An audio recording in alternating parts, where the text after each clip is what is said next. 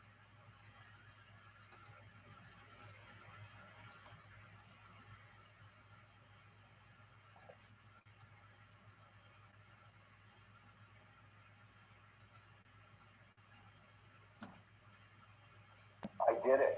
I did it. I did it. I did it. I did it. I did it. I did it. I did it. I did it. I did it. My wife and I scheduled our colonoscopies a week apart and went and got it done. My law school roommate and one of my closest friends passed away from colon cancer. And I was 49 at the time, and I thought it was time to get tested. One of the contributing factors to my father's death was colon cancer. And since it is hereditary, I wanted to make sure that I was taking care of myself. I have colon cancer in my family. I think we're always afraid of the realities of the unknown. My sister had been diagnosed, and she encouraged us to get checked. The colonoscopy prep was just fabulous. Not. The prep was liberating. It wasn't that bad. It was just, you have to drink a lot of it. I think it was like a lemony type taste, not a very pleasant taste. Mine had a pineapple taste. I don't like pineapples anymore. I think I went with a berry flavor and infused it with some berry water. So it was like my own little evening cocktail. The colonoscopy, you don't remember anything. It's I actually found it very peaceful. There really wasn't a bad part of it to me. The best part was finishing the colonoscopy and having in my mind I'm going to have a big sandwich after that. We went over to a fast food place because I wanted to eat right away. That might be one of the best meals I've ever had in my life. I was so hungry. They were kind of knocked out, and they told me not to make any important decisions that day. So, like, I couldn't divorce my wife, for example. The best part of the colonoscopy, having the doctor tell me that there was nothing wrong with me, and we'll see in 10 years. The results of the colonoscopy were slightly mixed. They found a few polyps, which I guess is not unusual. They didn't find anything abnormal. The results of my colonoscopy, I'm very fortunate. They were very good. No polyps detected. Just the general sense of well-being, or just knowing that I've had everything, I've done my due diligence, I've checked out everything's good. They found a 6-centimeter tumor. When I got the results and I found out I had colon cancer, it was a shock. I felt like I was free falling. If I didn't get this colonoscopy, I would not be standing right here talking to you now. We're entrusted with life. It's a gift that you're entrusted with. Save your own life. It's about taking ownership of your own health and well-being. There's no need to resist having a colonoscopy done. It's a piece of cake. I would be more than happy to walk you through it and take you through it if you need to. Early detection saves and changes lives. I did it for my family. I did it for my peace of mind. I did it for my mother, Elizabeth. I did it for my family. I did it for my friends, and I did it for my fire department. I did it because I'm not done. I did it. You should too.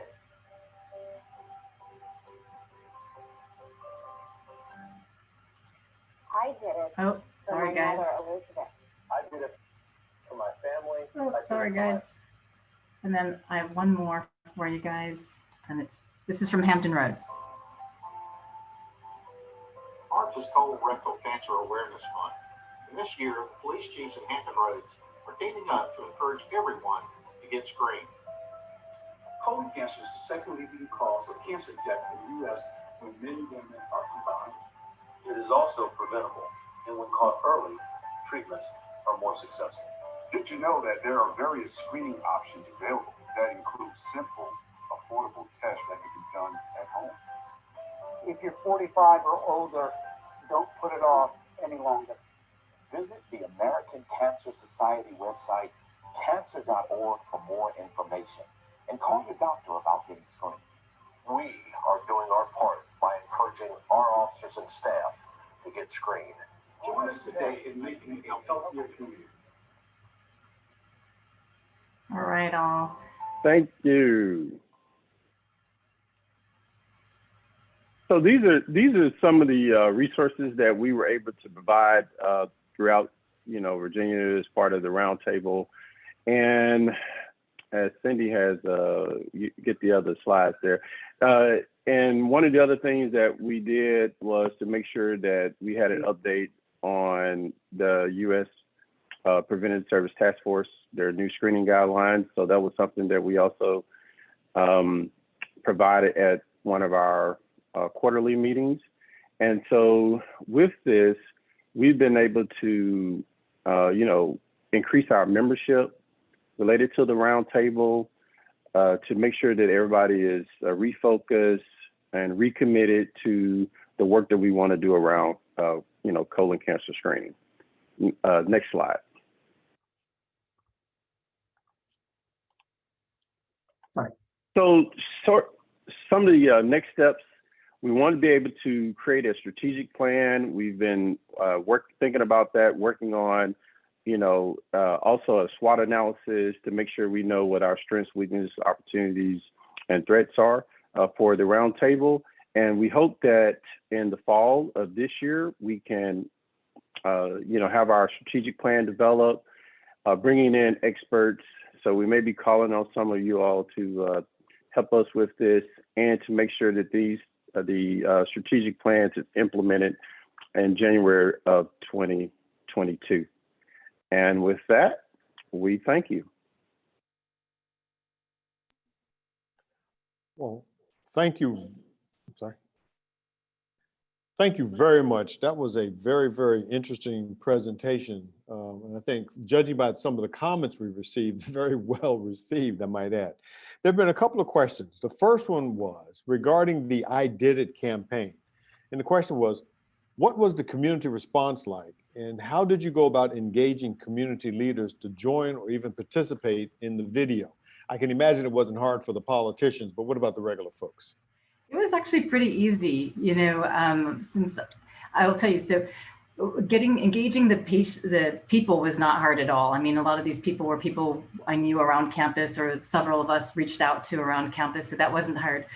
So one of the things that we learned about this campaign, though, was we know that it's super colonoscopy centric. And so doing this again, we will definitely, in the next iteration that we do, probably next year, we're going to definitely meld in stool-based screening tests as well, because it was very colonoscopy centric. And secondly, I think one of the biggest lessons we learned about this was that there was a real lack of diversity in the message. And we got a lot of feedback about that. And so we didn't put this whole thing out as a 3-minute video because that was really long. So it was broken up really into a lot of small pieces. And these small pieces went out on Facebook and on Instagram and other social media, which were snippets that were really about 10 or 15 seconds long, not very long at all.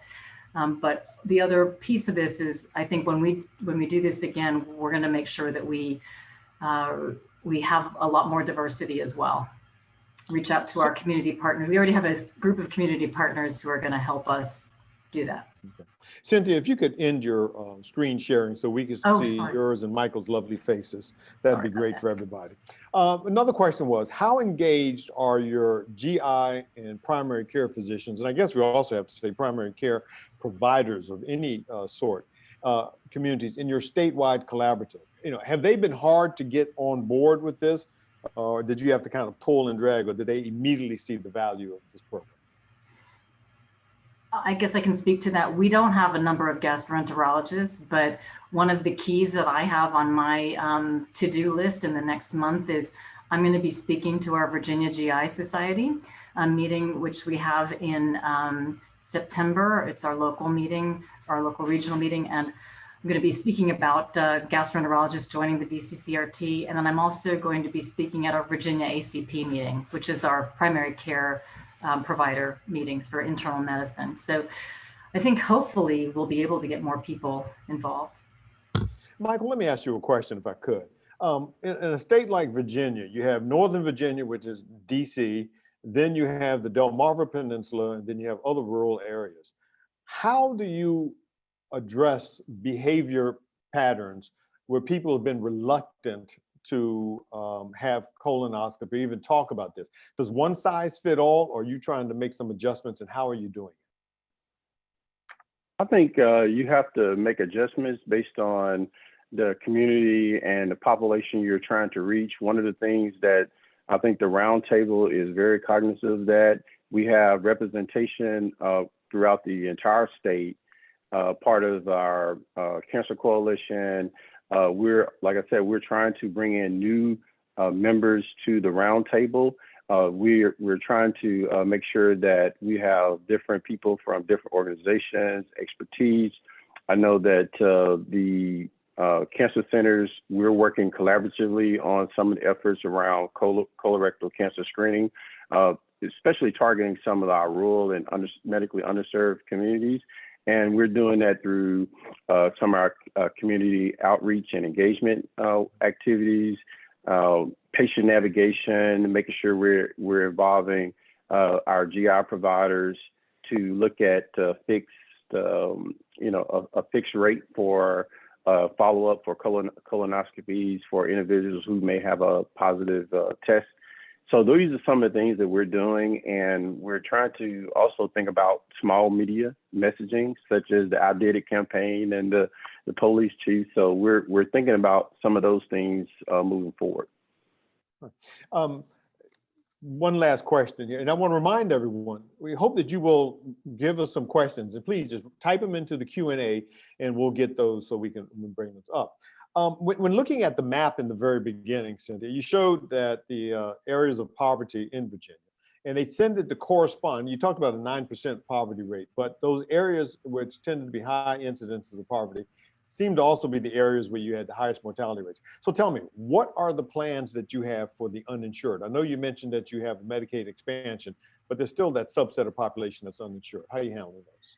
Yeah, that's really a hard one. I mean, I think our goal is to try to make sure that we get people from that part of our state. So we're newly formed right now. And so we have people from different pockets, but we don't have a lot of representation yet in the Southwest.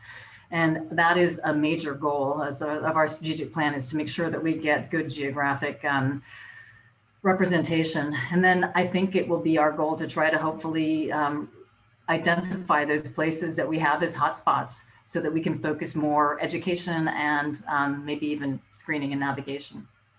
Michael, do you have a final comment to make on that? Yeah, so one other thing I could add to that is we're actively engaging our fairly qualified health care centers that actually, serve a large number of those, patients who may, have a higher risk for colon cancer. And so we're actively, engaging them. We're trying to make sure that we get their, buy-in early, so that way we can kind of develop, a way to get people into screening earlier and not have some of the barriers that they tend to have for colorectal cancer screening. One question. It's nice to see those police chiefs all dressed up in the nice uniforms and all this stuff. But what about the rank and file? And what happens when you turn off the cameras? Are the rank and file following through with their leaders? Tell the truth now. No, so what I'll tell you is that this was Bruce Waldholtz, who's a gastroenterologist in the Eastern Shore, and it was his idea to do this. And it wasn't just to make the video, it was really to engage these police chiefs to make sure that they got 80% in their community of their, not their employment community. So in their group of people who they were employees, the policemen and women, to make sure that if they were age eligible, that they were screened. So he did a really good job of doing that. Great. Well, thank you both very much. That was really interesting, and look forward to hearing more about what you guys are up to later on. Moving on, our second speaker is Ms. Allison Church. Ms. Church is the manager of quality transformation for the St. Elizabeth's Physicians, which is a multidisciplinary ambulatory group of nearly 700 providers in Northern Kentucky. She works with care teams within the organization to improve workflows and overall clinical quality provided to the patients. Ms. Church will address us on colorectal cancer screening during the COVID-19 pandemic. Ms. Church, please. Thank you for the introduction. Okay.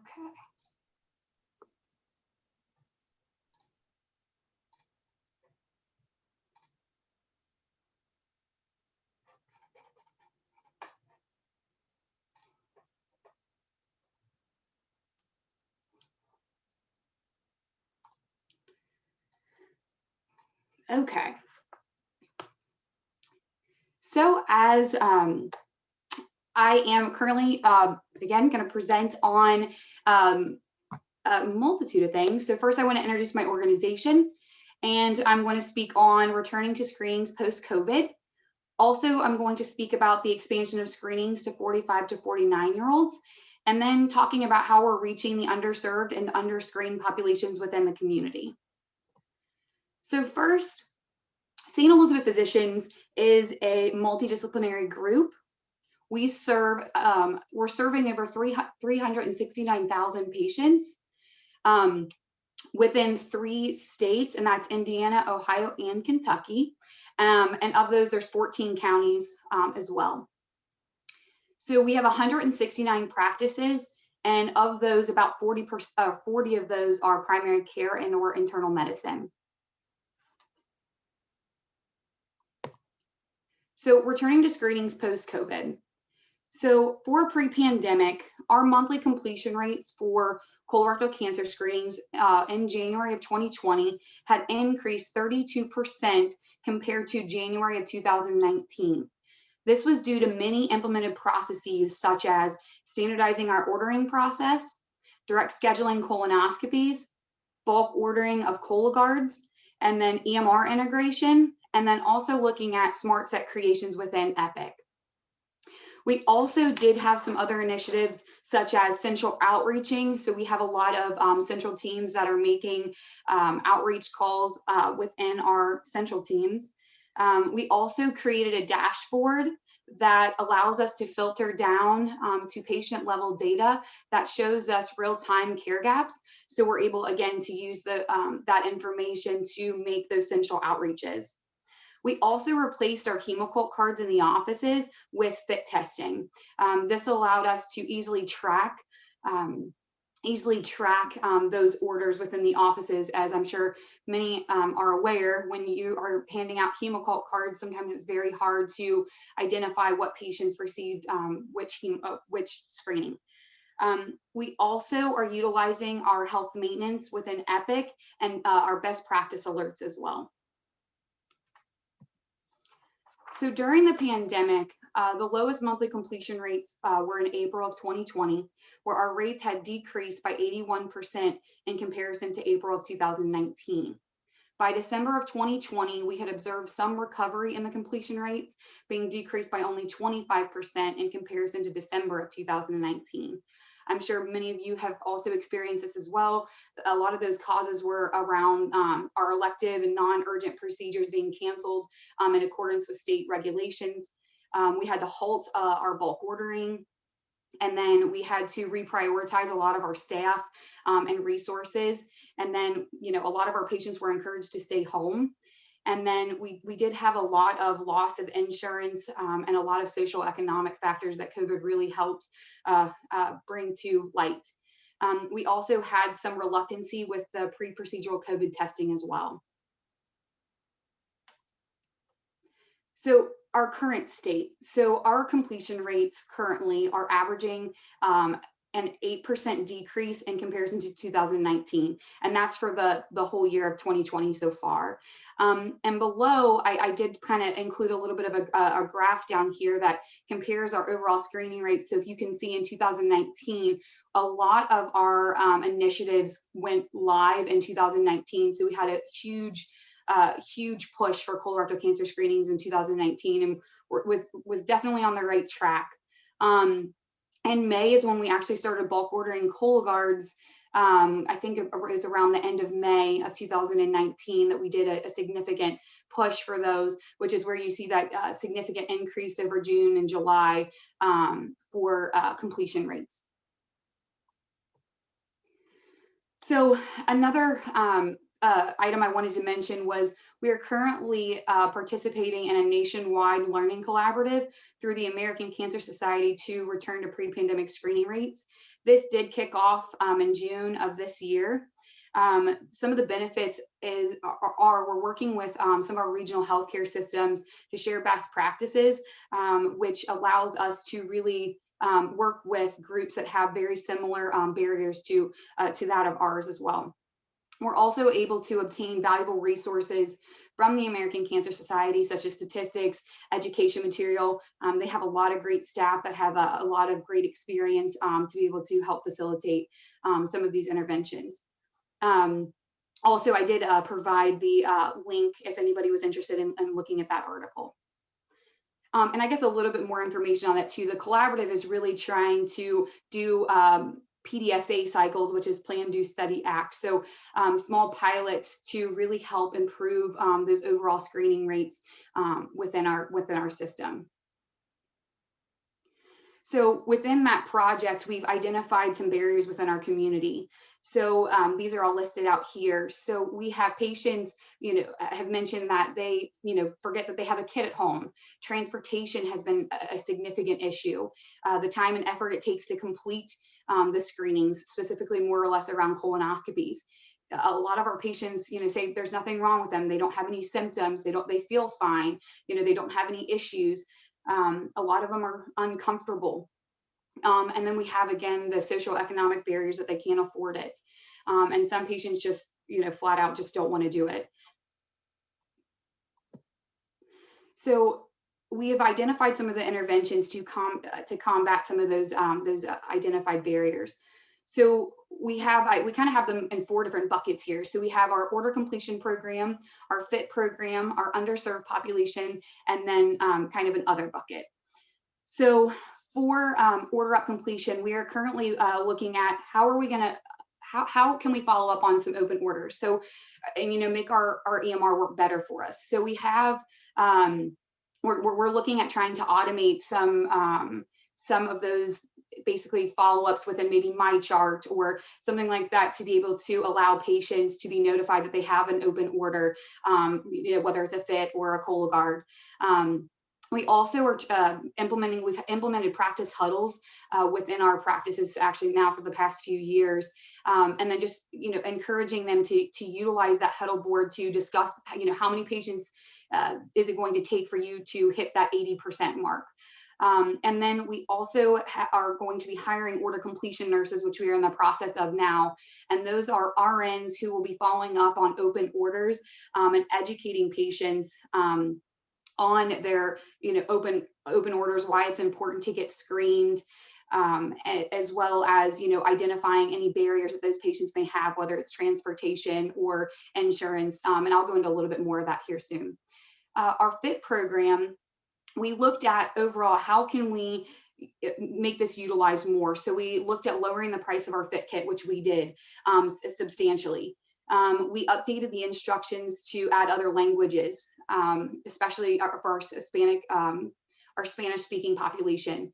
And then we're also looking at bulk ordering for FITs as well. And then I'll speak a little bit more about the underserved population on another slide. We've also looked at being transparent with our billing and our pricing, so patients are aware of, what to expect if they are getting colonoscopy and if they do have polyps removed, and all those various moving pieces for that, as well as how much a Cologuard is, and our FIT testing. And then we do utilize Order Up, as I mentioned before, for direct scheduling colonoscopies, which has been a very well received intervention. Our GI providers have opened up their schedule for us to allow us to be able, the primary care offices, to schedule directly onto their schedules, which has been great. And the patient would take the prep home with them from the primary care office, and then somebody will call and follow up with those patients to go over that prep instruction and kind of what to expect the day of. But however, unfortunately, our offices had mentioned that it's a little time consuming, but unfortunately we don't have any more anything else that we're able to do outside of some of the automated things that we've already done for that. And then we've also looked at updating some of our EMR for some additional things as well. And then looking at our expansion to 45 to 49-year-olds in accordance with the USPSTF guidelines. So how we're onboarding this population. So we are going to be doing a patient awareness campaign to really help explain to that population or educate them on why it's important to, first of all, why they're in the, now why they're falling into the colorectal cancer screening metric, and then the importance of getting that screening, because obviously if they're not aware of it, that they won't get that completed. So we're working on how best to do that. So we're looking at leveraging our EMR to send out MyChart messages, and then looking at how we can best reach our patients, whether that's via letter or something like that, as well as utilizing our social media and things like that with our marketing team. Bulk ordering, as I mentioned, we definitely are looking at fits for this population, because or bulk ordering for fit testing, because this population, again, we know exactly how much it costs, and we'll be able to hopefully identify those patients that will be willing to get that completed.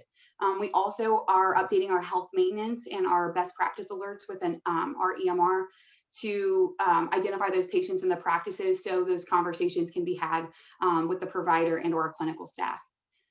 We also are going to be doing a provider associate education campaign as well, to again educate on the expansion to 45 to 49-year-olds, and then giving them the additional tools that they will need to be able to be successful in getting those patients to complete those screenings. And then again, utilizing our shared decision-making tool. This tool is a fantastic tool. It really has allowed to help steer the conversation and show the patients that there are more than just one option of colonoscopy, but it does list them out as, you know, colonoscopy being our gold standard, our stool test with being Cologuard, and then which is stool DNA test, and then the fecal immunochemical test, which is the FIT. And it really highlights, you know, cost, if there's any dietary restrictions, if there's prep, you know, where it's completed, whether it's at home or if it's outpatient. So that is a great tool that we're going to continue to keep utilizing with this population as well. So reaching our underserved and underscreened populations. So coming back to our interventions. So we have started working with our Cancer Link program for Kentucky, and we have worked on a referral internally. So the Cancer Link, I believe, has a funding that allows for patients that are underinsured or uninsured to help them get those screenings completed. But it also goes a step further to be able to help with transportation as well. So we've really worked on internally, how do we get the message out about making that easier for our providers to be able to get that that resource for the patient. So we have currently updated our smart set within Epic, which is basically like a quick way for them to look at all the different options that associate appropriate diagnosis codes. And we added the referral to that so they could quickly see that referral, hit the button, and then identify exactly what they need from that. And then it shoots over to a work queue that we currently have somebody managing.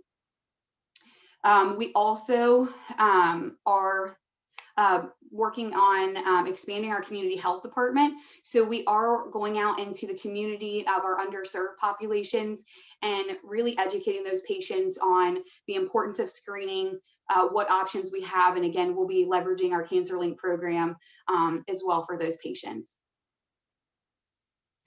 So that is what I have for you guys. Well, Allison, thank you very, very much. That was really quite interesting what you guys are doing. We've had a couple of questions. I think one of them was, how could health systems contact to learn more about the process that you're doing up there, St. Elizabeth? And any recommendations around bulk ordering and electronic health record integration with Exact Sciences?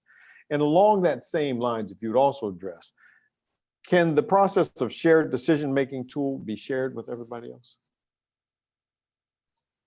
I'm definitely happy to look into the shared decision-making tool to see if that's something we can absolutely share.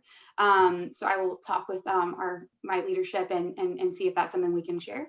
And as far as the integration for the Exact Sciences, it definitely was a time to get that completed. It took a few months to get it implemented. We actually went live, I believe, in May of 2018, and have been integrated since then.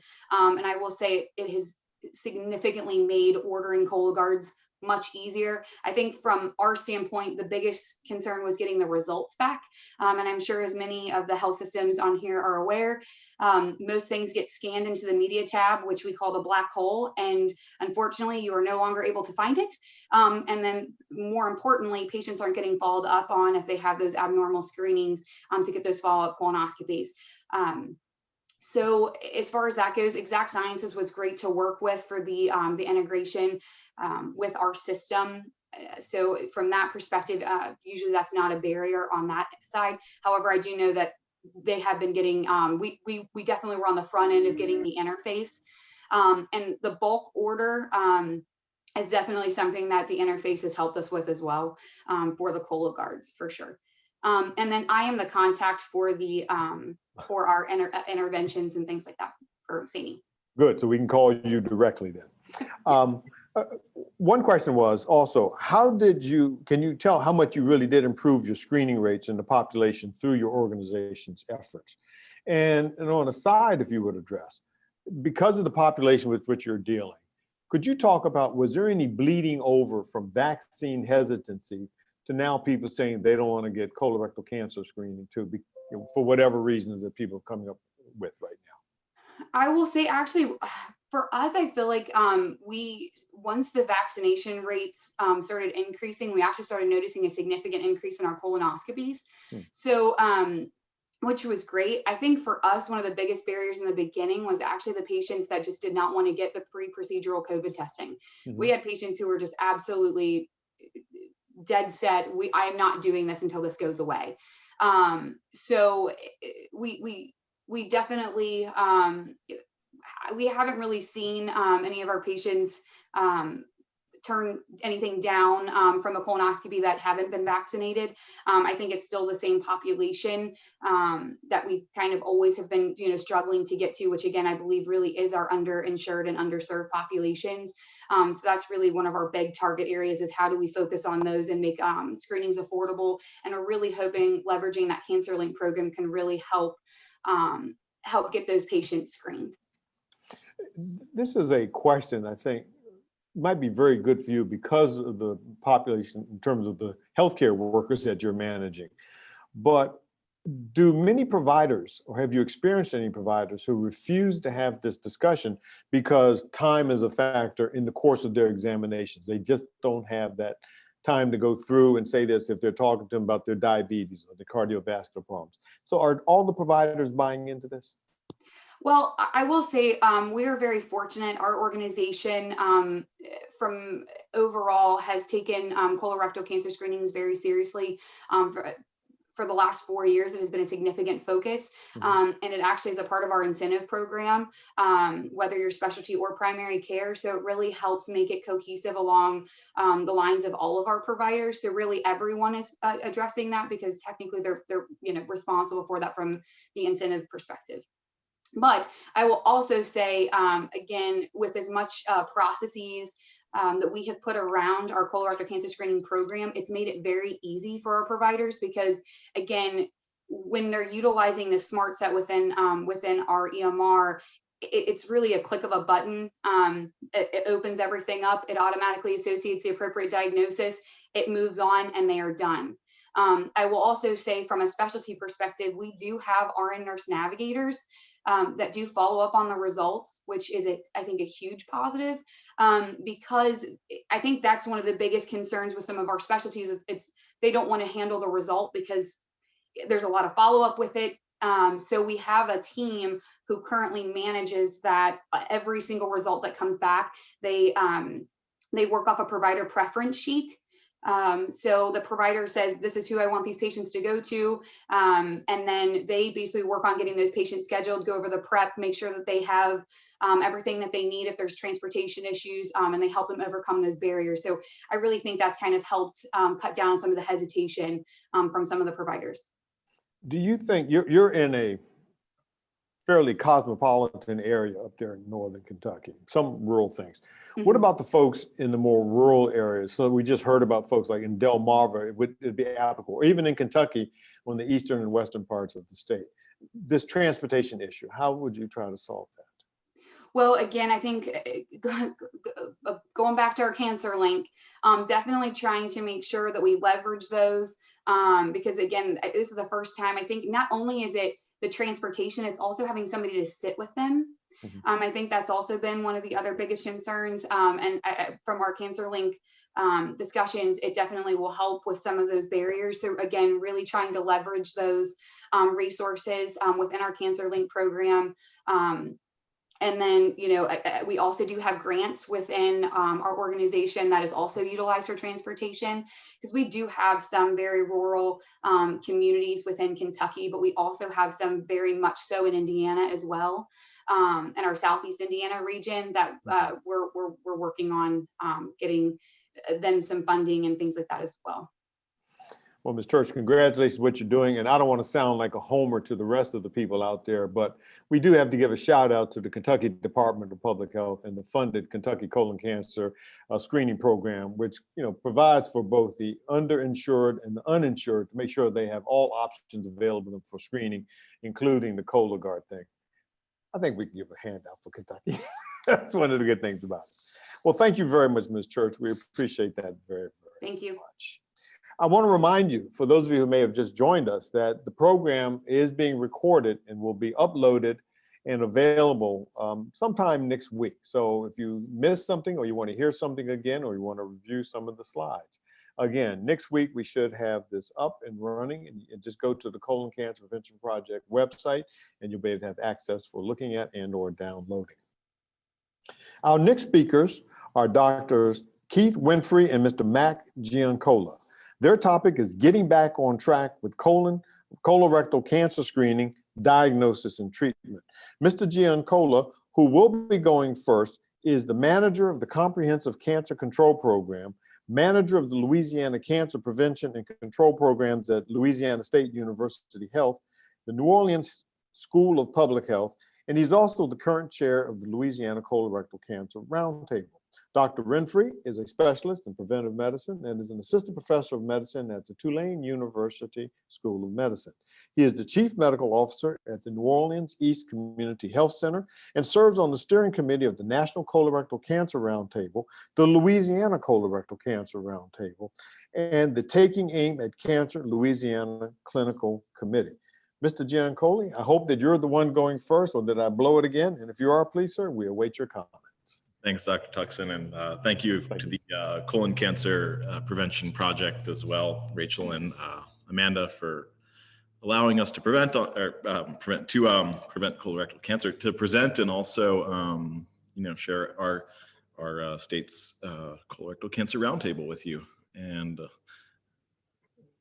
I'm not leading my slides today, so we'll start at the top. Okay, so. Again, I'm Mac Giancola, I'm the chair, and today I'll share a little bit of the Colorectal Cancer Roundtable with you. Next slide, please.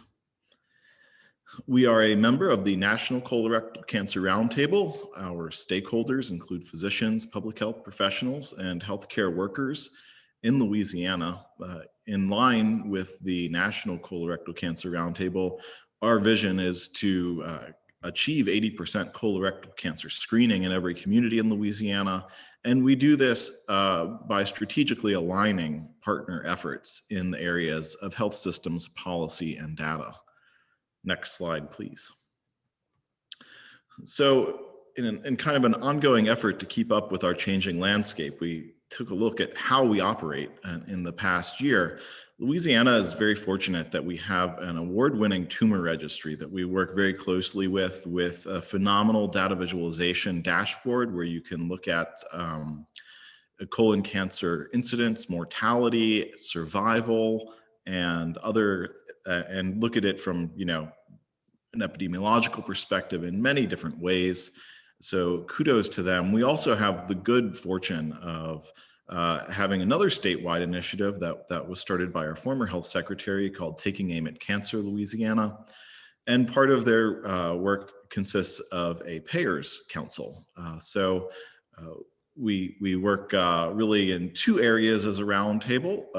In the policy side, we're bounded, obviously, like we all are, by the legislator. We have the wonderful work we do with the payers and their participation and enthusiasm and commitment to increasing colorectal cancer screening, and also many of the Medicaid leaders participate on the Payers Council, and so we work in that way through policy and payers to promote screening.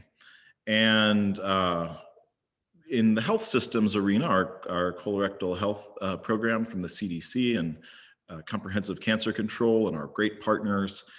We have great electronic health data from the health systems, QI and QA teams from our own and partner organizations, and those clinics. And so we have healthcare-led screening and governance-led screening coming together to reduce and remove the barriers that we all know so much about around the loopholes and so on that we've heard about today, transportation, with the ultimate goal of increasing colorectal cancer screening.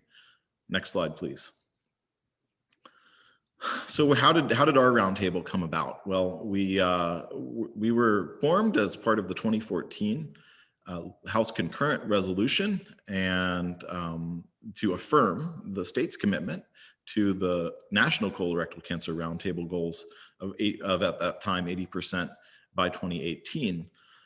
The founding organizations in that were the Louisiana Cancer Prevention and Control Programs, which is our program, located in New Orleans, the LSU Health Sciences Center in Shreveport on the opposite end of the state, and our continued partner, the American Cancer Society. Next slide, please. So what do? We have ongoing LCCRT annual summits and quarterly meetings, although COVID has slowed us down a bit. The different groups provide updates at our meetings. We highlight accomplishments of members. We work on ongoing projects and initiatives, some of what I'll talk about after this slide. We host presenters from regional and national organizations and share resources and best practices. And that really, like on the prior slide, that's that coming together of both kind of the governance and the health systems aspects to find those opportunities to reduce barriers and promote screening and set priorities for the coming year. And next slide, please. So we've participated in national roundtable events. Like you see in the top left, we got one of those giant inflatable colons that we used to take around the state before COVID to raise awareness. And we now actually check that out of our programs. So there are health systems and other initiatives around the state that are able to use our signage and the giant inflatable colon to raise awareness about colorectal cancer in their own communities. And it is usually quite newsworthy. That's me after a 5K for the, I think it was the Colorectal Cancer Alliance 5K in Baton Rouge. And on the right is a photo of when it was our turn to host the Southeastern Colorectal Cancer Consortium some years ago. We put out different publications and whether it's via our newsletter or announcements, and also provide phenomenal, as I said, epidemiological data in many forms to help prioritize and promote screenings in Louisiana in the populations that need it most. Next slide, please. Some of the recent activities we've worked on as a roundtable include providing recommendations to the USPSTF on lowering the screening age to 45. One of our former members, Dr. Jordan Carlitz, actually has published a couple of articles that preceded the opening up of the comments period for that, and we were able to also submit his evidence based on that collaboration with our tumor registry to support lowering the screening age. We also worked on addressing coverage for follow-up colonoscopy after a positive stool-based test and a couple of initiatives with health systems. A more recent article was published on colorectal cancer improvements in Louisiana due to Medicaid expansion, and a study that the roundtable members did calling for higher Medicaid reimbursement rates to ensure patient access to colonoscopy providers. I think the recommendation was actually to raise the Medicaid reimbursement rate to the Medicare reimbursement rate. And next slide, please. I think our most significant accomplishment as a state is from the time the roundtable started in 2014, our Burfess colorectal cancer screening rate was 64.1%. And in the 2018 Burfess report, our screening rate had gone up to 69.3%. In 2016, when our current governor became governor, he signed Medicaid expansion into action, and it obviously played a major role in getting thousands of people screened for colorectal cancer. The state health department actually has a great dashboard that actually has a count and estimates on the number of cancers averted and so on. So that continues to benefit the residents of Louisiana. And we've also adopted the National Colorectal Cancer Roundtable's commitment to 80% in every community. And next slide, please. So thank you so much, and pass it over to Dr. Winfrey, one of our great roundtable members. Great, thanks, Mike. Mike, I'm gonna go ahead and start up. And thank you for the opportunity to share our experience today.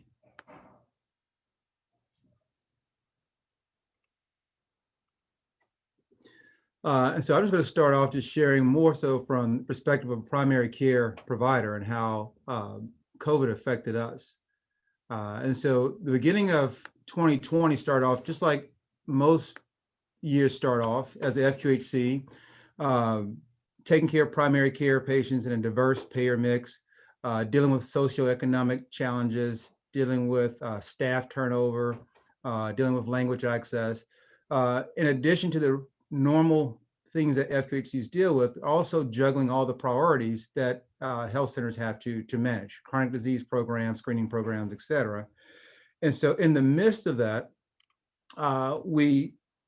monitoring COVID cases, we knew that there were cases starting to show up in Washington and other parts of the country. And so we were kind of keeping an eye on COVID from a distance, but still trying to manage the programs and responsibilities that normally we deal with on a year-to-year basis in health centers. So when February hit, while the city was enjoying Mardi Gras as we normally do, little did we know Mardi Gras was actually serving as a super spreader event. Ended up leading to an estimated 50,000 coronavirus cases.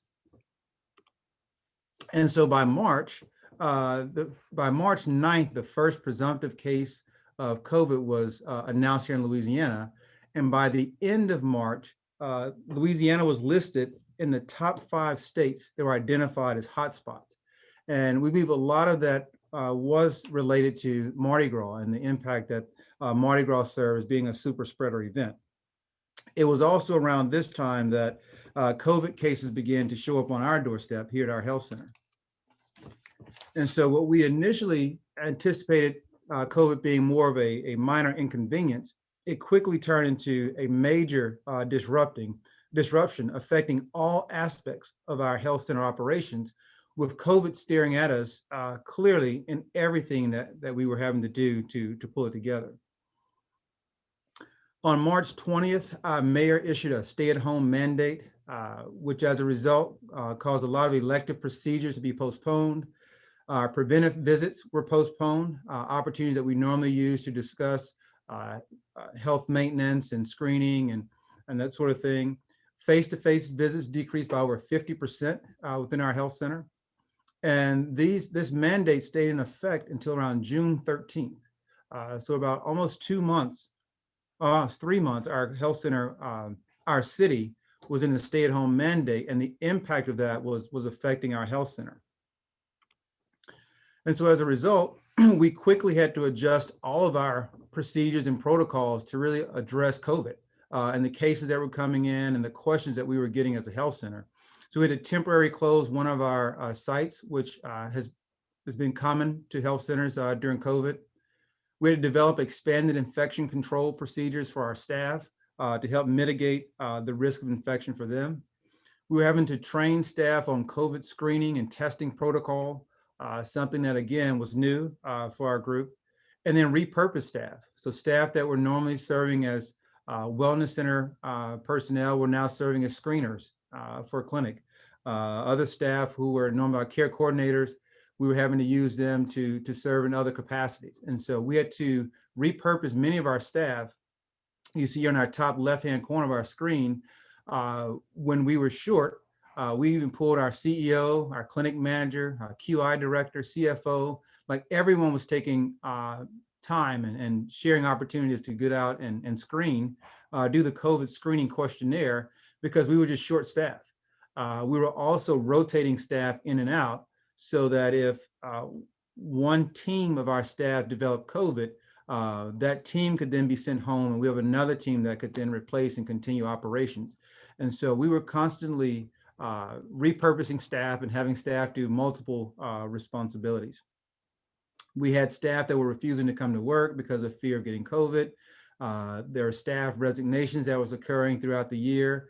And so I just share this to say that in the midst of just the routine primary care and preventive care that we offer in the health center and trying to maintain those operations, COVID in itself was creating a whole new set of challenges for us. Because of the decrease in our encounter volume, we had to ramp up and expand telehealth services.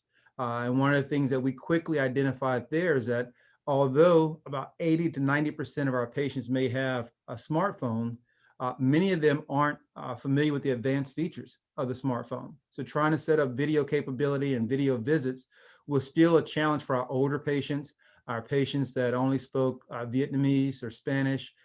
So we encountered new disparities and challenges that we weren't even aware existed prior to COVID. We also had to have daily briefings with our staff just to revisit our screening and our testing protocols, just kind of revisit our operations to make sure that we were course correcting on a daily basis if need be, to ensure that we were maintaining operations and keeping our staff safe. And so how do we get back focused on colorectal cancer screening? For those of you all who are familiar with our clinic, since 2012, we've had colorectal cancer as one of our primary quality measures that we track. And so much of the work we've done since 2012 had been centered around stool-based testing for colorectal cancer screening. Now, of course, in recent years, we've been trying to wean off of stool-based testing and do more of the colonoscopy, but we still have a fair amount of patients that prefer the stool-based screening.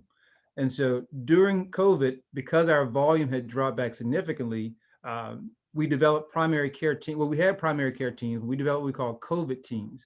And so these were primary care teams plus additional staff members that were rotating in and out. So 2 teams would be in clinic for a week, and then, or 2 weeks, and then we'll alternate it where that 2 team will go home and they'll work from home for 2 weeks. The other two teams will be in the clinic. So these primary care teams, while they were working together, managing telehealth visits, they were also reaching out to patients with frequent communication, keeping patients informed on how to decrease their risk of getting COVID, how to handle exposure situations, how to handle symptoms that may develop, and also just keeping them abreast of postponement of procedures like colonoscopies, mammograms, and when those services would soon return. And so as a result of these teams and the work that our navigators were doing during the pandemic, the frequent communication and education of our patient, it allowed us then to transition back to colorectal cancer screening around May or June. So I would say from March till around April or May, our focus was essentially on COVID and maintaining a certain volume of patients through our health center, whether it's in face-to-face or telehealth. So around May and June is when we were able to start bringing back a focus on colorectal cancer screening and some of our other cancer screenings. So we did see a dip in our trailing year. This is our trailing year numbers. And so we did see dips occurring there, but very quickly we were able to stop some of the drop that we were seeing and get patients back in for screening. Now, we were mailing out fit kits. We were having patients stop by and drop the fit kits back off to us. So being able to quickly pivot back to a stool-based screening focus allowed us to maintain our rates and keep them from dropping further. Having standing orders still in place, so patients that were due for colorectal cancer screening could still come in have those stool-based tests given to them, or they can return them without necessarily having to see the provider. And then provider reminder and feedback, we were still reviewing performance every month and giving feedback on providers as to how to get their patients to return their kits. And so for us, we did drop down to about 68% in the middle of the summer. And then once things started opening back up, we were able to get our overall screening rates back up to the mid 70s. What we've noticed though, as the healthcare settings start to open back up, is that there has still been a delay in having patients access colonoscopy services. Initially, that delay for screening for colonoscopy was around 8 months. Now it's down somewhere between 4 to 6 months. For diagnostic colonoscopies, the delay had gone to about 6 months. Now it's more like 2 to 3. And so what we're seeing is that even though the health services were starting to open back up within the city as the year went along, there was still difficulty getting patients in for colonoscopy. And so having to continue our stool-based focus was important for us for last year. And so in addition to the work we were doing, the National Colorectal Roundtable and American Cancer Society had put out briefs for primary care practices and the colorectal community at large to help give us tips on how to reignite colorectal cancer screening in our organizations. And for the National Colorectal Roundtable, there were 4 distinct messages that they wanted to make sure is being communicated not only to our practices, but to patients as well. One is that there are several safe and effective tests to screen for colorectal cancer. Screening disparities are already evident and without deliberate focus are likely to increase as a result of the COVID-19 pandemic. And then for those at highest risk, access to colonoscopy should be prioritized. And so we really need to make sure that before we're sending over these orders and referrals for colonoscopy, that we're prioritizing our patients that need those procedures the most. And then last, close collaboration between every partner in the health system and critical policy changes will be what help us accomplish our goal, this critical preventive health goal. Again, American Cancer Society also has a brief that they have out with messages really helping to focus primary care providers and healthcare providers in general back on colorectal cancer screening. They have several, not just for colorectal cancer, but for breast and cervical as well. And so those are the things that we continue to encourage and utilize for our screening efforts. That's all I have at this point. And so I'll stop now and see if there are any questions. Well, thank you very much, Dr. Winfrey. You and Dr. Giancola did a great presentation. We had a question, which is rather interesting. It kind of gets into what your last comment was about prioritizing patients who are at risk for developing colorectal cancer. Since Louisiana is a hotspot for young patients with colorectal cancer, as well as many of the other states here in the Southeast, what efforts are ongoing to try to educate and reach out to those patients and also to the providers about the risk in this 40 to 45-year-old age group? Mac, you want to take that one or you want me to? I've got a couple of comments on that. I do believe there was some funding out that our program did apply for a few years back around this from CDC. We didn't get that, but that's my last kind of memory of that. I think in the slides that I presented, I mentioned there's a bullet point in there about looking at family history. And in the past few years in Louisiana, we've the legislature has approved reimbursement for genetic testing, and we've promoted the genetic testing, and that I think that's a big victory. And we've had some talks and stuff about family history. And the other thing is on the I think the inflatable colon events are really important, and because the just as an educational tool, but the signs that go with them talk a lot about risk. And we have a number of populations in Louisiana that are at high risk. Another example is a possible founder's effect in the Cajun population in Louisiana that our former GI member has published on. So educating on risk has been really critical to Louisiana in general. So. And just to add to Did you have that, anything to add to that, sir?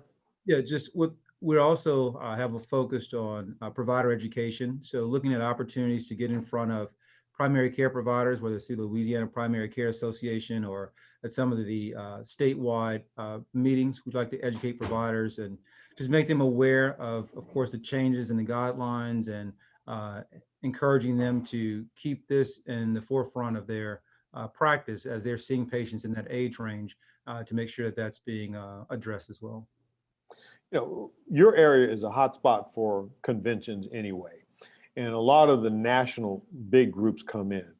Has there been any effort to looking at how the messaging goes to try to coordinate or meet with individuals from those various groups when they come into your area to be sure that everybody's on target?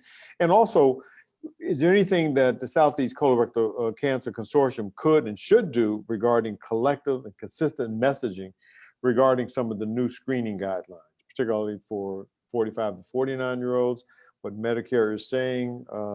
Or do you think, again, is this a thing that ought to be left up to the national organizations individually say what they want to say and to the states to say what they want to say? Or do you think we need to have some consistency? Of course, can we have consistency? I feel that consistency would be great. I mean, one of the things that we share here in the Southeast is that we have some of the highest colorectal cancer rates in the nation. And a lot of the risk factors for that seem to be shared across our states. So I think having a consistent message, I think could bode well for all of us. One of the challenges we see, of course, is just bringing that awareness to patients in that 40 to 45 age range, trying to encourage them to really focus in on colorectal cancer screening and seeing that as a priority. Of course, the unfortunate death of Chadwick Boseman did kind of bring that to the forefront, the importance of screening at younger age. And so just kind of reminding patients of that importance is one of the things that we're trying to message. But I think the Southeast Consortium could assist with a shared message. And as far as the other question about the conventions, we try to address this focus for our medical conventions, but I can say we partner with other organizations or industries to address that message. And so maybe that's something we can look into. Mac, do you think that's an opportunity that we're missing? I don't completely understand the opportunity of the conventions. I do think the messaging in the South and the consistent messaging in one message is a great opportunity and something that can be, that's also actionable. I know New Orleans, we used to have hundreds of conventions every year, and I guess I might get mired in details, but seeing exactly how our organizations and kind of their mission and funding streams would align with kind of people coming here nationally regularly on convention schedules. I'm open to hearing more ideas. It's just that they're coming to you and you have a chance to have their ear, I think would be the biggest thing. Keith, would you make a recommendation about, from your experience as far as the federally insured health programs and colorectal screening, how have you been so successful using stool-based testing, particularly in, how do you see that for young individuals? Right. What's the secret sauce that you're using? That could be an hour-long presentation in itself. We've been out on that journey since 2012. I think part of it was just it was a series of things, but the most important step I would say would be twofold. One was having dedicated patient navigators that were really in tune with the community, that were well respected in the community and have the community's ear. The other was doing more of a global or opportunistic focus on screening, meaning that every member of the health center have been educated on how to talk to patients about colorectal cancer screening. So whether it's front desk staff, medical assistants, behavioral health team, and then just continuing to keep that in front of our staff during our meetings allowed us to kind of keep that as a focus. Again, we can go on for an hour to go through more details about how it's done, but those will be the two things that really made the most significant impact for us. Well, we'll all be coming to you for the those great ideas. I want to thank both you and Matt Keith for your wonderful presentation and giving us such great ideas. I want to remind everyone that if you have questions as the program goes, please write them in the Q&A portion and they'll get them and we'll be able to ask our speakers. Also, I want to remind you that the program is being recorded and will be available for viewing later. Probably by next week, it should be up. We did receive a comment from Ann Thibault and pointed out something that we should all look at. Perhaps we can have a subgroup with representation of all states to create an awareness campaign around the risk factors, particularly around the age 45-year-olds. And that may be something which we can look at down the road. Our fourth speaker is Ms. Tracy Lewis. Ms. Lewis is the Operations Director for the Colorectal Cancer Prevention Network at the University of South Carolina. She is a leader in the development of professional clinical education focused on colorectal cancer education, and she oversees statewide awareness activities surrounding colorectal cancer throughout South Carolina. Ms. Lewis will address how are we reaching the uninsured. Ms. Lewis, we welcome your comments. Good afternoon, everybody. Thank you for having me here today. As Wayne mentioned, that I am going to talk to you about how South Carolina as a whole is reaching the uninsured population. I thought I'd start off with a snapshot of South Carolina. We are a non-Medicaid expansion state, so I thought it would be great to share with you where we currently are in regards to our uninsured rates and how we look geographically compared to all other states. On the left-hand side is South Carolina uninsured rate compared to the United States. South Carolina in 2019, which is the latest data that we have in regards to insurance from the United Census Bureau, we sit at 13.2%, which looks like, as you can see in the graph, we're kind of at one of the lowest points that we've had since 2006. Now, compared to the United States, which is at 10.8, we are slightly above. So compared, considering we're non-Medicaid expansion, we're not the best, but we're not too far off of the national average for uninsured.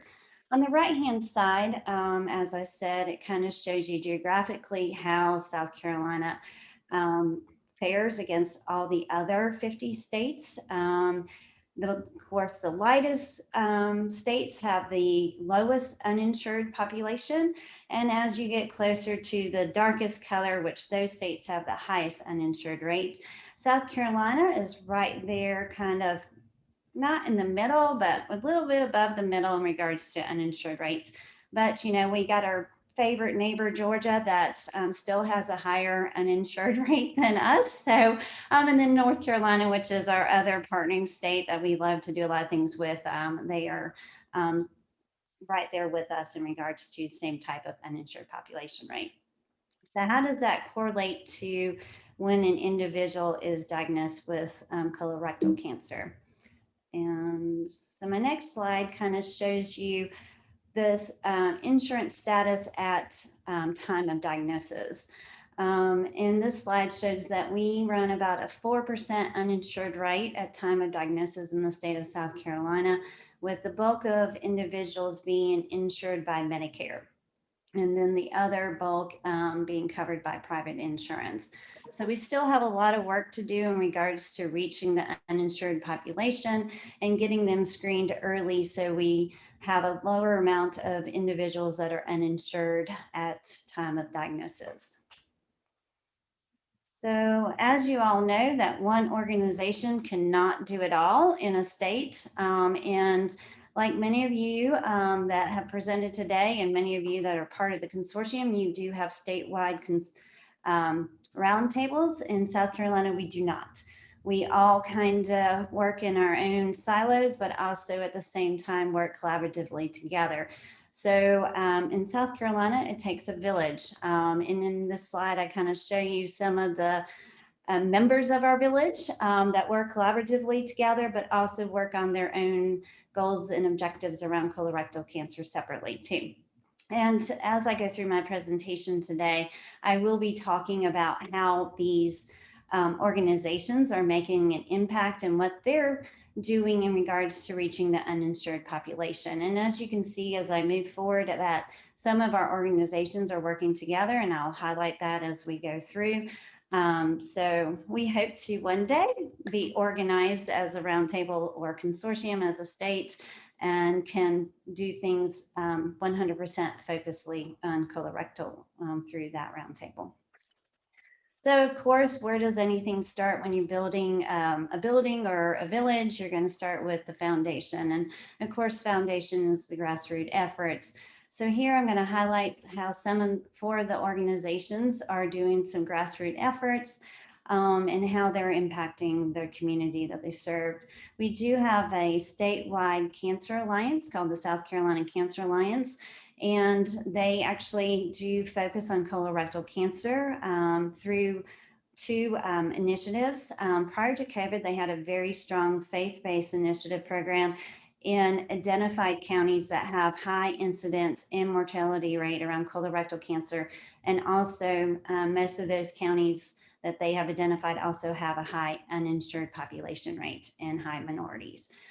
So they were very strategic in where they launched the faith-based initiatives, and they would have meetings specifically with the church leadership and would sit down with them and kind of highlight the goals and objectives of the faith-based initiatives and when they were going to be rolling out the educational components throughout the faith-based initiative time period. And then they have been very fortunate to be able to launch the Health Equity Grants program. And of course, with COVID, everything was launched right before COVID hit, and then some things have been kind of put on hold, but they are slowly starting to see a lot of the initiatives or a lot of the funding that they put forth start actually making an impact in the communities. And most of these health equity grants are targeting African Americans that have low screening rates for colorectal cancer, and also in targeted counties with the high incidence and mortality rate. So, and they partner with the South Carolina DHEC to actually evaluate these health equity grants. So, so there will be a true evaluation on the impact of these grants reaching into that uninsured population group. South Carolina DHEC provides the evaluation for the health equity grants, but they also partner with other groups throughout the state of South Carolina to provide colorectal cancer trainings in the communities.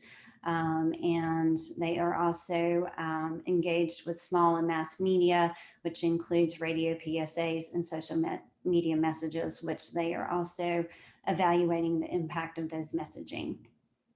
ACS CAN, which I think most of us in this virtual space has worked with your ACS CAN partner to make legislation around colorectal be impactful, also to secure funding. We are no different in the state of South Carolina. We really truly rely on our ACS CAN to mobilize advocates, to educate legislators on the importance of timely colorectal cancer screening, and to advocate for funding. In this past year, which even though we were inundated with COVID and a flush of federal funding for COVID, we still were able to request an additional $250,000 for our statewide colorectal cancer screening program for the uninsured. And we just received notification a few weeks ago that that additional $250,000 was approved. And that is due to the hard dedicated efforts of ACS CAN and their volunteers. So we're very thankful for their efforts. And then I can really truly talk about the CCPN. That's who I am with. So we actually launched new social media campaign with the use of animated videos. We developed those videos during right before COVID, actually, in the winter of 2019. We launched them in the January of 2020. And so we've been promoting them through our relationships and partnerships with federally qualified healthcare centers, free medical clinics, hospital systems for them to be able to utilize in any of their messaging. We actually just hired a media company to actually increase the viewing of these videos. So that will launch this fall. And we have targeted certain areas of the state that have higher minority populations and the higher incidence and mortality. And then we are now in the development of a new series of videos in regards to screening age, in regards to letting people know that the screening age is now 45. And also talk about catch up and how it's safe to return back to visiting their primary care physician to catch up on all of their screening, cancer screenings. So we are hoping to have those videos completed by early fall. And then we, as I think several people have mentioned today, that one of the barriers is Spanish, speaking the language. And so prior to just recently, all of our materials was in English. We've had everything translated in Spanish. So we can actually have an outreach into the Spanish population in South Carolina. And then of course we do educational sessions in the community. And we also do not only just community education, but also provider education. So when you've built your foundation, now it's time to build your structures. So how are we constructing our village? And I'm going to look at a couple other additional partners throughout the state. Our South Carolina Gastro Association is very engaged in with the statewide screening program. They volunteer their time to provide colonoscopies to the uninsured and medically uninsured. We have about 90 GIs that volunteer with the statewide screening program. And they're not just doing earlier on time colonoscopies for the statewide screening program. They are also covering the follow-up positive fit colonoscopies. And we just launched surveillance component of for those individuals who were originally screened through the statewide screening program. And the GI had recommended a interval less than 10 years. We are now screening those individuals with intervals anywhere 3, 5, 7 years. So we're very excited and happy to have their support. They also partner with the South Carolina Cancer Alliance and other health organizations to provide educational videos and educational lectures on CRC screening options, risk factors, and new guidelines. So they are very engaged in the state and definitely want to keep the awareness elevated in regards to the importance of being screened. And then our South Carolina Primary Care Health Association, which is our statewide agency that works with all the federally qualified healthcare centers in the state in regards to helping them reach UDS, their UDS measures. They provide educational opportunities. And our South Carolina Primary Care Health Association actually has set a statewide colorectal cancer screening goal for our FQHCs, which we are very happy to see. They also partner with us with our CDC CRC DP 20-2002 award. They have been working with us. They actually received a federal grant to implement Azara, which is a system that sits on top of the EMR that extracts data so that the FQHCs can measure where they are at any given time in regards to the UDS measures. So they actually helped us develop a data set for the CDC project so that the FQHCs that are partnering with us on this grant are able to easily pull their data. And that way that gives us an opportunity to evaluate where they are with their screenings. Are they measuring their fit return rate, their colonoscopy return rate? So, so we're very happy and excited to have them part of the CDC project. And they also offer ACS and the CCPN opportunities to speak at their annual clinical network retreat, specifically around colorectal cancer, which that means that gives us an opportunity to interact with their chief medical officers, their quality improvement directors, all at one spot, and really talk to them about what's going on in the world of colorectal cancer and how they can increase their screening rates, but not only screening rates, but also talk to their patients about risk factors and at what age they should start talking to their patients about risk factors when they need to be screened. American Cancer Society is one of our big partners that we work with throughout the state. They, of course, are partnered with us on our CDC grant. They are part of our grant. They are facilitating a quality improvement learning collaborative that is strictly focused on colorectal cancer. And they also have another quality improvement learning collaborative that they are working with additional South Carolina partners focusing on colorectal cancer. They also are currently working with partners to address missed screenings due to COVID-19. I think you've heard that several times today through some of the presentations on how they are engaged in working with multiple types of partners, not just federally qualified healthcare centers, but they're also working with hospital systems and how they can market and re-engage individuals in screening. And then they, specifically in South Carolina, they had a partnership grant provided to Prisma Upstate Center for Family Medicine to increase CRC screenings and implement sustainable process change. And that grant is coming to close soon, but they have made some great strides in their process in regards to identifying patients that need to be screened and getting them referred to the most appropriate screening. South Carolina Rural Health is also one of the partners throughout the state. They work with rural clinics to provide colorectal cancer education to clinic staff and providers. And they are actually, they actually have a grant currently to work with rural health clinics to increase screenings with identified clinics to implement through the implementation of EBIs. So evidence-based interventions, which could be a provider reminder, it could be a patient reminder, it could be a provider feedback and assessment, or it could be reducing structural barriers. So depending on what the clinic had identified as their major area of concern in regards to reaching their patients, then that would determine which EBI they implemented.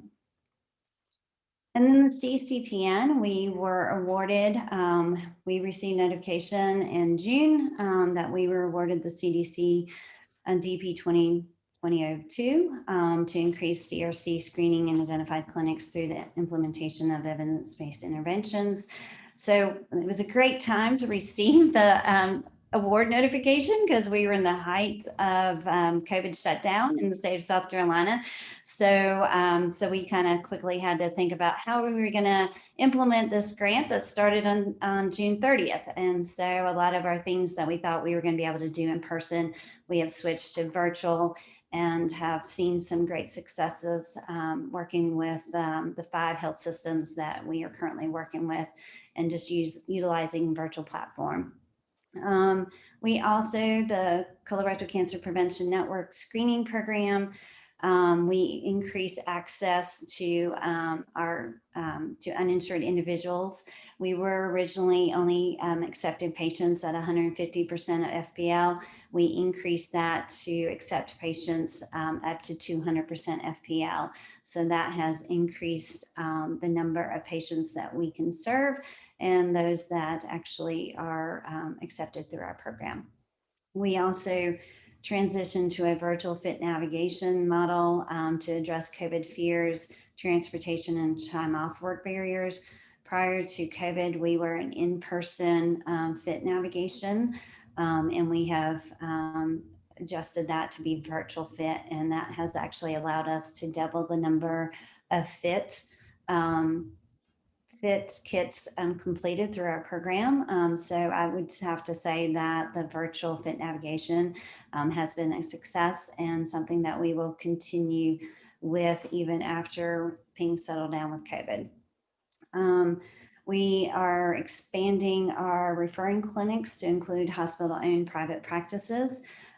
So we know that most of uninsured individuals are seen through federally qualified healthcare centers or free medical clinics, which we currently partner with about 130 of those. But we do know that there is a group of individuals that are uninsured that actually do seek care through private practices. And so we're hoping to increase our referral base through these practices. And then we also created a clear liquid diet prep video during COVID to help reduce the I don't want to have a colonoscopy because I don't want to go through the clear liquid diet day. I mean, I can't eat for 24 hours. So I'm going to show this video real quickly just so that everybody can see the innovation that was put into this video.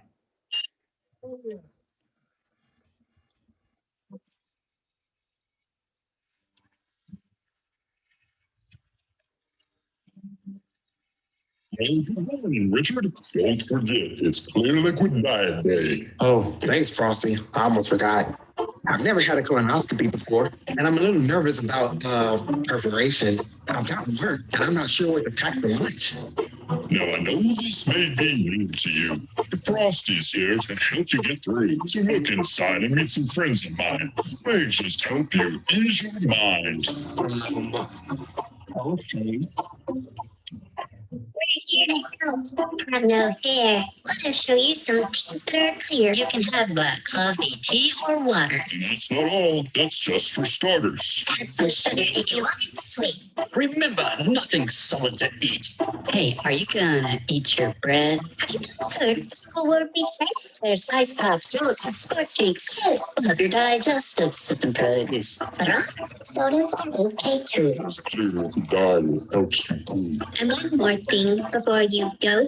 A few restrictions you should know. Consume nothing purple or red. Choose orange or yellow or green instead. Last but not least, be very wary. No alcohol, cloudy juices, or dairy. You'll be glad you were compliant. You'll just stick to your Clear Liquid diet. Do your best to follow these rules. We'll do our best to loosen your stool. Wow, that's more options than I thought. There you go. Clear Liquid Diet ain't so bad. Now, off to work you go. And keep that diet clear today. Good morning. Hey, Richard. Ruthie sent you a slice of sweet potato pie. You're gonna love it. Wow. I appreciate that. But I have to save it for another day. Doctor's orders. Richard, don't do it. I'm on a Clear Liquid diet, to be exact. Half an hour's best if I stick to that. And you're working today? Or, being home in the bathroom all day.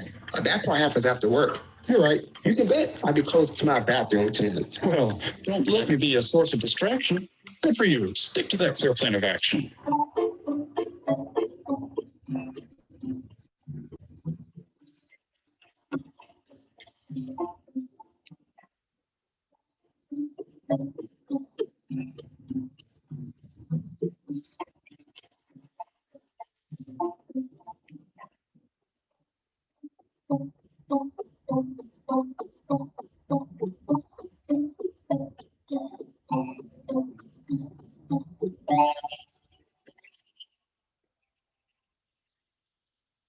So we've gotten great reviews and feedback from our patients utilizing this video. And then what are we doing next? How are we going to move this village forward? We are hoping to form a South Carolina Colorectal Cancer Consortium or roundtable, as many of you have already gone through that process. We think the timing is right for us in South Carolina. So we are starting to put that thought together. Of course, we want to continue R&D, which is, of course, our favorite saying is rip off and duplicate from y'all. I've actually took some amazing notes today in regards to some things I want to kind of reach out and see if we can R&D from you, or of course, develop any other innovative messaging for our target populations. We will continue securing grants for outreach and education. And we hope to identify new community partners and organizations for outreach efforts. And that concludes my presentation. Open it up for questions. Well, That was really interesting, Ms. Lewis. I have to compliment you for that. I think, of course, you're going to get the Emmy for that video. And of course, that will be available for us also for the on the webinar. Great, great. There were some comments during things. I wonder, and then I'll ask some of the other questions. Regarding your Spanish language things, was that developed de novo for Spanish, or did you just translate and take things from English and apply it for Spanish? And will you make some of that material, or is that something that we can all have access to? Yeah, absolutely. We are, the CCPN truly believes in sharing our resources. We fully give you full rights as long as you actually just notate where you got the information from, so you can co-brand them any way you'd like to. So yes, we can share. In regards to the translation, we actually hired a company to do the translation. It's a company in South Carolina that works with health organizations to provide the transportation. I can find out about the level of translation that occurred. Matter of fact, our communications director actually spearheaded that. What is the process of engaging healthcare systems in South Carolina? Does the CCPN interact with South Carolina Hospital Association regularly? And what are they most interested in regarding opportunities for the system? So in regards to the South Carolina Hospital Organization, we currently do not engage. The South Carolina Cancer Alliance is engaged with them. And we actually, some of the GIs that are part of the CCBN program and the South Carolina Gastro Associations are sit and interact with the South Carolina Hospital Association. So, cool. But that is definitely on our list to engage, but they have partnered with the, I think it may be the South Carolina Medical Association or the South Carolina Hospital Association. If Henry was on, I could actually ask him, but I didn't see him join. He actually is the executive director for the South Carolina Cancer Alliance, and he is in the process of working with either the Medical Association or the Hospital Association to develop a provider education through that network. Okay. Kim Wright, he's on vacation today. Did you, and if not, how do you recognize your physician providers who donate their services for doing the colonoscopies and other things? And who pays for the cost of looking at the polyps and the facility fee, if necessary? Okay, so in regards to fees, our GIs, our anesthesiologists donate all professional fees. Our pathologists are paid a flat fee, and we do reimburse a very little facility fee to the facilities. And the reimbursement depends on if it's freestanding or a hospital endoscopy.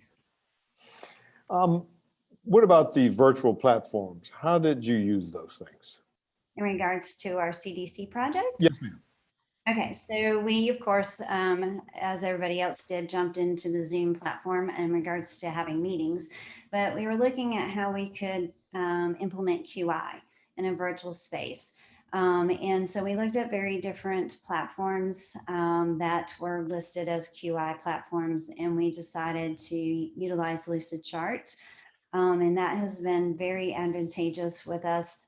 One, because we could pay for the license and then we could share it with all the clinic staff at that one clinic, and then they could have free access to the documents. They can go in and put their own personal comments. They can add or change anything that was developed during the interactive TA.